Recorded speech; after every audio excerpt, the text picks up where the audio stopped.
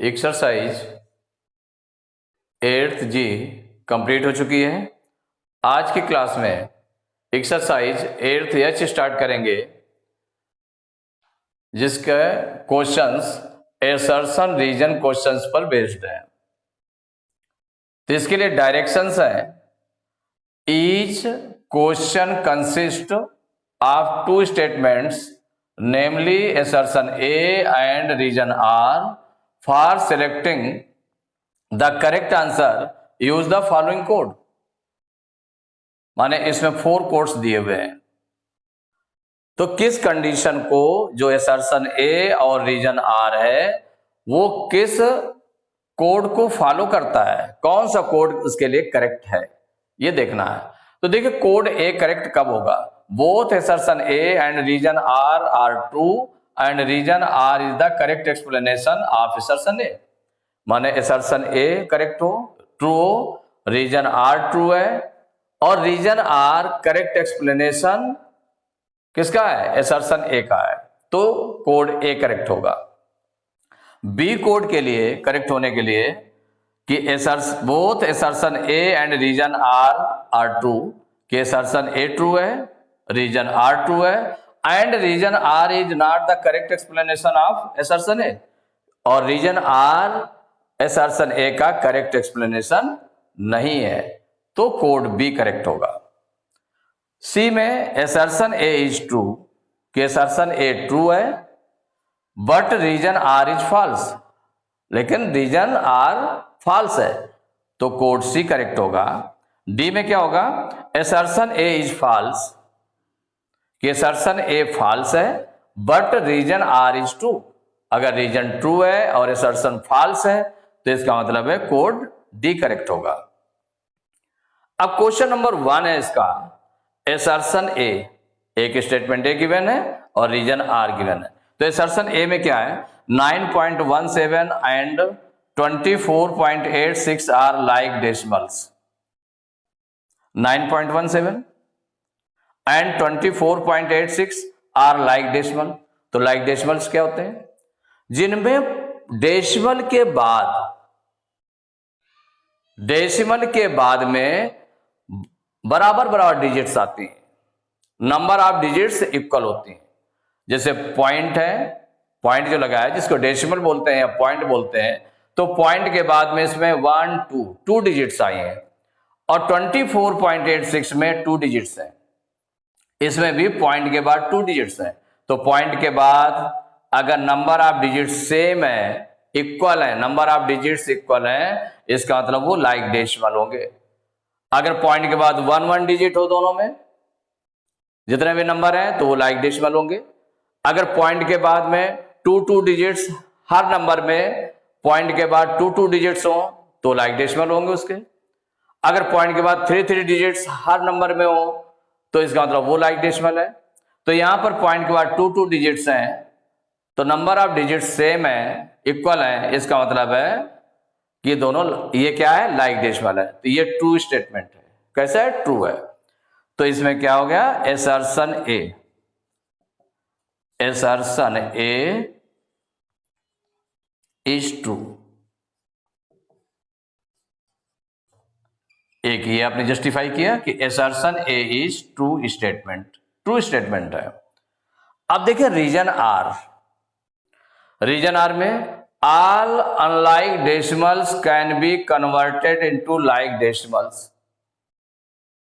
All unlike decimals, अगर unlike decimals है, मान लो जिसमें लाइक डेसिमल्स नहीं है, सपोज करिए कि किसी में है 2.8 गिवन है, किसी नंबर में गिवन है 33.872 है,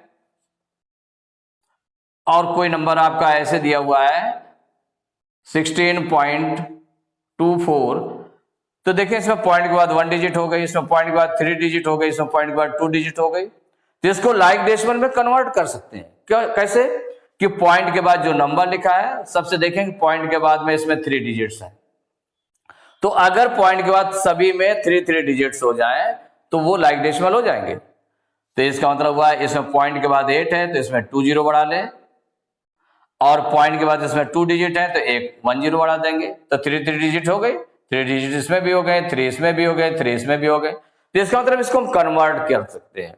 तो कहा गया all unlike decimals can be converted into like decimals. तो इसका मतलब ये भी ट्रू स्टेटमेंट है। तो रीजन आर इज ट्रू, ये भी ट्रू है। अब इसमें देखें कि क्या ये जो रीजन आर है वो असर्शन ए का करेक्ट एक्सप्लेनेशन है? तो करेक्ट एक्सप्लेनेशन नहीं, क्योंकि इसमें केवल बताया गया कि अनलाइक डेसिमल को कन्वर्ट कर सकते हैं। तो इसका मतलब ये करेक्ट एक्सप्लेनेशन नहीं, करेक्ट एक्सप्लेन नहीं करता है लाइक डेसिमल को। अगर लाइक डेसिमल के लिए यहां पर डेफिनेशन लिखी होती तो फिर करेक्ट एक्सप्लेनेशन होता। तो reason R is true and reason R is not correct explanation, not correct explanation of assertion A, assertion A। अब इसमें मैच करें, assertion A is true, reason R is true, दोनों ट्रू हैं और एक correct explanation नहीं है। तो कौन सा है? बी ऑप्शन, कि both assertion A and reason R are true, दोनों ट्रू है। रीजन R जो है उसका करेक्ट एक्सप्लेनेशन नहीं है, तो इसका मतलब कौन सा? कोड बी करेक्ट है। तो so code B is correct answer, correct answer, ये आपका आंसर हो गया। क्वेश्चन नंबर 2, assertion A, ये स्टेटमेंट गिवन है 81.1 इज ग्रेटर देन 12.2334। माने जो 81.1 है ये इससे ग्रेटर है, ये स्टेटमेंट गिवन है। तो अब हम देखें कि इसमें कि ये करेक्ट assertion एक ट्रू है या फॉल्स है। जो स्टेटमेंट लिखा हुआ है ये ट्रू है या फॉल्स है। तो यहां assertion ए में 81.1 इज ग्रेटर देन 12.2334। अब यहां दोनों में अगर हम देख लें, अगर नंबर ऑफ डिजिट्स काउंट करें तो 1 2 3 डिजिट्स हैं, इसमें काउंट करें तो 1 2 3 4 5 6 डिजिट का हो गया। अब आप कहेंगे कि नहीं ये बड़ा दिखाई दे रहा है हमें, ये होगा ना कि आप सोचेंगे कि ये बड़ा है, लेकिन ये बड़ा नहीं है, ग्रेटर नहीं है। कैसे कंपेयर करते हैं? तो कंपेयर करने के लिए जो डेसिमल नंबर को कंपेयर करते हैं तो पॉइंट के पहले, तो पॉइंट के बिफोर जो नंबर बड़ा होता है वही नंबर बड़ा होता है। तो पॉइंट के बिफोर इसमें कितना लिखा हुआ है? 81 लिखा हुआ है। इसमें पॉइंट के बिफोर कितना लिखा हुआ है? 12 लिखा हुआ है। तो 81 बड़ा है, पॉइंट के बिफोर कंपेयर करते हैं सबसे पहले, फिर इसके बाद पॉइंट के बाद में कंपेयर करना शुरू करते हैं। जब ये दोनों इक्वल होते हैं पॉइंट के बिफोर, तो फिर पॉइंट के बाद कंपेयर करना शुरू करते हैं। तो कैसे कंपेयर कैसे करते हैं कि पॉइंट के बिफोर जो बड़ा है, तो पॉइंट के बिफोर ये क्या है? 81 है। इसमें पॉइंट के बिफोर क्या है? 12 है। तो कौन बड़ा है? 81 बड़ा है। इसका मतलब ये नंबर बड़ा है। 81.1 इज ग्रेटर देन 12.2334। तो इसका मतलब ये ग्रेटर है, तो ये ट्रू स्टेटमेंट है। तो assertion A इज ट्रू। अगर सपोज करिए कि कंपेयर करने के लिए एक डेसिमल नंबर को कंपेयर हम कैसे कर रहे हैं, तो पॉइंट के बिफोर जो नंबर बड़ा होता है वो नंबर बड़ा होता है। अगर सपोज करो पॉइंट के बिफोर दोनों में सेम नंबर है, तो जब सेम नंबर है तो इसका मतलब है कि पॉइंट के बाद, पॉइंट के आफ्टर काउंटिंग शुरू करेंगे। तो जो 10th प्लेस होगा वो 10th से कंपेयर करेंगे। जिसका 10th प्लेस जब बड़ा होगा वो नंबर बड़ा होगा। अगर वो भी इक्वल है तो फिर 100th प्लेस को जो है कंपेयर करते हैं। अगर वो भी इक्वल होगा तो फिर 1000th प्लेस को कंपेयर करते हैं। ऐसे करके इसको करते हैं। तो यहां चूंकि ऑलरेडी आपका है। पॉइंट के बिफोर देखा 81 लिखा है, इसमें पॉइंट के बिफोर 12 है, तो कौन बड़ा हुआ? ये नंबर बड़ा हुआ। तो 81.1 इज ग्रेटर देन 12.2334, तो ये स्टेटमेंट कैसा है? ट्रू है। तो एसर्शन ए इज ट्रू, ये ट्रू हो गया। नेक्स्ट है रीजन आर को देखते हैं। तो रीजन आर में है two unlike decimals can not be compared, कि अगर टू अनलाइक डेसिमल्स है तो उनको कंपेयर नहीं कर सकते हैं। मींस इसको कंपेयर किया जा सकता है। क्या करते हैं? कंपेयर कर सकते हैं। अगर अनलाइक डेसिमल्स भी है तो उनको कंपेयर कर सकते हैं। कैसे कंपेयर कर सकते हैं? सपोज करिए कि अनलाइक डेसिमल्स है, कोई भी अनलाइक डेसिमल्स आप ये गिवन है, एक दिया हुआ है 27.4 और एक दिया है 30 या 3.124, ऐसे दिया हुआ है। तो इसमें पॉइंट के बाद 1 डिजिट है ओनली, इसमें पॉइंट के बाद 3 डिजिट है, तो अनलाइक डेसिमल है। तो कंपेयर करने में क्या करते हैं कि पॉइंट के बिफोर देखें इसमें 27 लिखा है, पॉइंट के बिफोर देखें इसमें 3 लिखा हुआ है, तो कौन बड़ा हुआ? 27 बड़ा है। मींस 27.4 ये ग्रेटर है। अगर सपोज करिए कि दोनों इक्वल होते, दोनों पॉइंट के बिफोर इक्वल होते, जैसे 3.4 ये दिया है, ये 3.124 दिया हुआ है, तो इसमें पॉइंट के बिफोर दोनों सेम है, 3 और 3 है, तो इससे कंपेयर नहीं हुआ। पॉइंट के बाद जस्ट 10th प्लेस आता है, तो 10th प्लेस में देखें, इसमें 10th प्लेस में कि इसमें 4 है, इसमें 1 है, तो इसमें बड़ा है, तो इसका मतलब 3.4 आपका बड़ा है। तो कंपेयर कर सकते हैं। क्या कर सकते हैं? कंपेयर कर सकते हैं। तो इसमें लिखा two unlike decimals can not be compared, तो ये आपका फॉल्स है। तो reason R is false, reason R is false.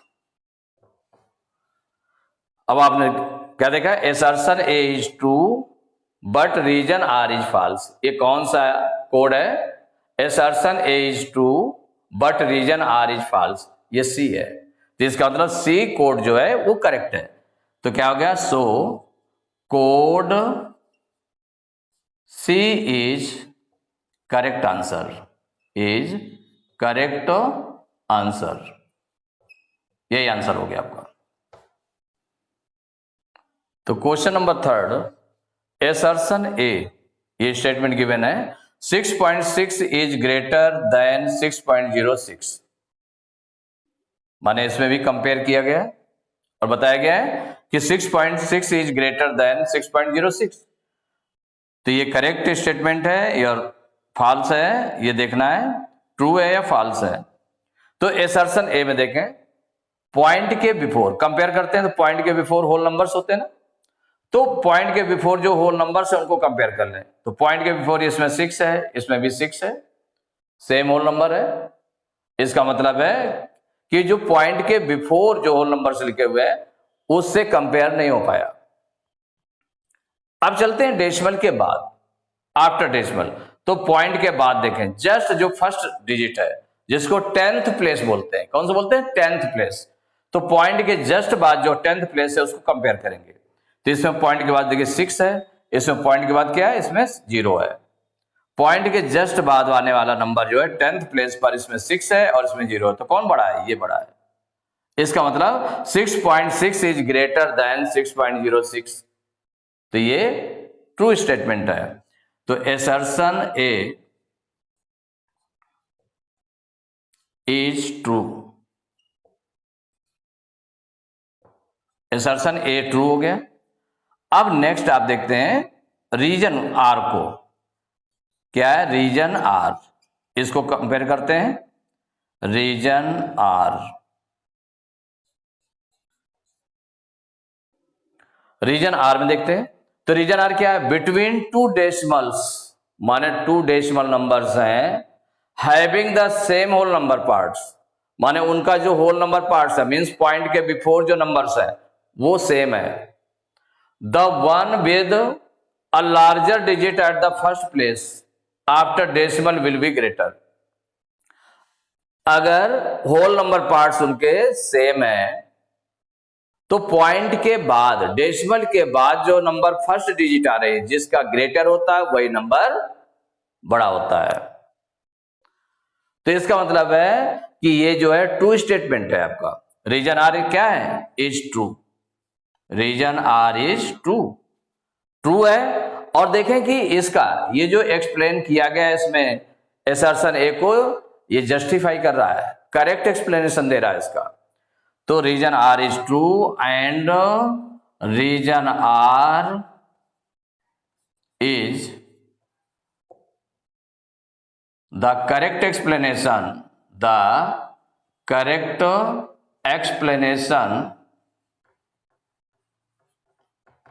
explanation of assertion A, assertion A। तो इसमें देख लें कि ये कौन सा करेक्ट है आपका। assertion A ट्रू और रीजन आर ट्रू है, और रीजन आर करेक्ट एक्सप्लेनेशन है आप assertion A का। तो कौन सा ए में देखें, both assertion A and reason R true, माने दोनों ट्रू है। Reason R is the correct explanation of assertion A, तो इसका मतलब code A is correct. So code A is correct answer, code A is correct answer, यही आपका answer हो गया। तो क्वेश्चन नंबर 4, assertion A, ये स्टेटमेंट गिवन है, the decimal 1.23 when converted into fraction gives an improper or a mixed fraction। माने decimal number आपका दिया हुआ है 1.23, इसको देखें ये ट्रू स्टेटमेंट है या फॉल्स है। तो द डेसिमल 1.23 जब इसको फ्रैक्शन में कन्वर्ट करते हैं तो ये इम्प्रॉपर फ्रैक्शन आएगी या फिर मिक्स फ्रैक्शन आएगी, इम्प्रॉपर और मिक्स फ्रैक्शन। तो अगर इसको हम कन्वर्ट करें तो देखिए 1.23 है, इसको जब फ्रैक्शन में कन्वर्ट करेंगे तो देखिए फ्रैक्शन में कन्वर्ट करने पर क्या हो जाएगा, 123 पॉइंट हटा करके लिख दिया अपान 1, और पॉइंट के बाद डिजिट्स काउंट किए, कितनी डिजिट्स हैं, पॉइंट के बाद 1 2 डिजिट्स है, 2 0 लगा दिए। तो 123 अपान 100 ये कैसी हो गई आपकी, इम्प्रॉपर फ्रैक्शन हो गई। कैसी हो गई, इम्प्रॉपर फ्रैक्शन, क्योंकि इसका न्यूमरेटर बड़ा है डिनोमिनेटर से बड़ा है, इसलिए इम्प्रॉपर फ्रैक्शन हो गई। कैसे हो गई, इम्प्रॉपर फ्रैक्शन, ये आ गया।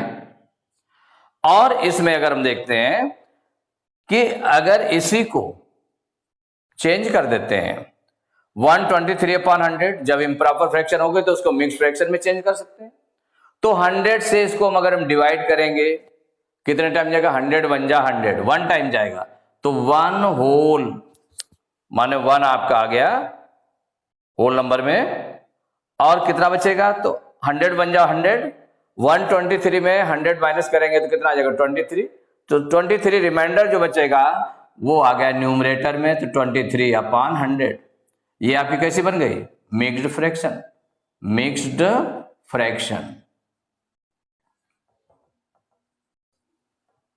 माने 1.23 को जब कन्वर्ट किया गया फ्रैक्शन में तो इम्प्रॉपर फ्रैक्शन भी बनेगी या फिर मिक्स्ड फ्रैक्शन, क्योंकि पॉइंट के बिफोर अगर कोई नंबर है, होल नंबर है, तो इसका मतलब है कि वो इम्प्रॉपर फ्रैक्शन या मिक्स्ड फ्रैक्शन होगा। तो ये आपका इसका मतलब ट्रू स्टेटमेंट है। तो assertion A इज ट्रू, इसमें क्या आपका निकला, ये निकला assertion A इज ट्रू, ये स्टेटमेंट कैसा हो गया, ट्रू हो गया। अब देखिए रीजन आर को, रीजन आर assertion A आपने देख लिया, रीजन आर ये स्टेटमेंट देखते हैं। रीजन आर में लिखा हुआ है any decimal number is equal to a proper fraction only if it's whole number part is 0। Any decimal number is equal to a proper fraction, कि कोई भी डेसिमल नंबर वो प्रॉपर फ्रैक्शन में होगा, प्रॉपर फ्रैक्शन में होगा only if it's whole number part is zero. अगर उसका होल नंबर पार्ट जीरो है, होल नंबर पार्ट जीरो होगा तो वो प्रॉपर फ्रैक्शन में होगा। किसमें होगा? Proper fraction. तो रीजन आर क्या हो गया? Reason R is true. ये ट्रू है क्योंकि अगर होल नंबर पार्ट जो है जीरो है तो इसका मतलब वो प्रॉपर फ्रैक्शन बनेगा। तो assertion A is true, reason R is true. अब इसमें देखें क्या ये करेक्ट एक्सप्लेनेशन है इसका? ये रीजन आर असर्शन ए का करेक्ट एक्सप्लेनेशन है कि नहीं है? तो ये करेक्ट एक्सप्लेनेशन तो नहीं है अगर ऐसे देखें, क्योंकि अगर इसमें ये दिया होता कि any decimal number is equal to improper fraction और mix fraction if it's whole number part is given, माने एनी होल नंबर पार्ट जो है कुछ दिया हुआ है, कोई नंबर है, माने एक्चुअल नंबर जो दिया हुआ है वो है, तो इसका मतलब है बट माने and reason R is not correct explanation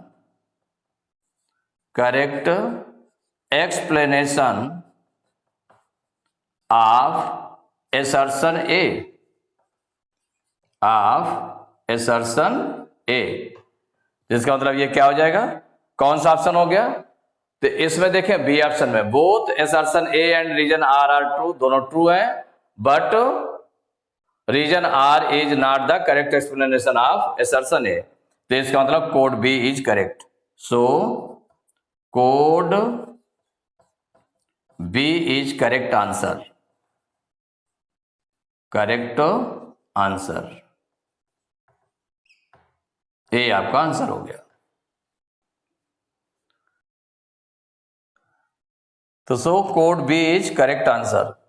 तो करेक्ट आंसर है देखिए कोड बी, क्योंकि यहां पर अगर हम रीजन आर को थोड़ा सा देखें कि इसको जस्टिफाई नहीं कर रहा है इसको, क्योंकि ये प्रॉपर फ्रैक्शन के बारे में बता रहा है। किसके बारे में बता रहा है? प्रॉपर फ्रैक्शन के बारे में बता रहा है। ये प्रॉपर फ्रैक्शन को जस्टिफाई कर रहा है, लेकिन यहां पर क्या है? इम्प्रॉपर फ्रैक्शन या मिक्स फ्रैक्शन है, उसके बारे में जस्टिफाई नहीं किया है। इसीलिए जब जस्टिफाई नहीं किया तो reason R is not the correct explanation of assertion A। So code B is correct answer, code A नहीं होगा। क्यों नहीं होगा? क्योंकि अगर वो प्रॉपर फ्रैक्शन के बारे में या मिक्स फ्रैक्शन के बारे में जस्टिफाई करता रीजन आर तो कोड ए करेक्ट होता। क्योंकि ये प्रॉपर फ्रैक्शन के बारे में जस्टिफाई कर रहा है इसलिए कोड बी करेक्ट होगा। तो एक्सरसाइज 8th H के क्वेश्चन नंबर 4 तक कंप्लीट हो चुके हैं। नेक्स्ट क्लास में क्वेश्चन नंबर 5 से स्टार्ट करेंगे।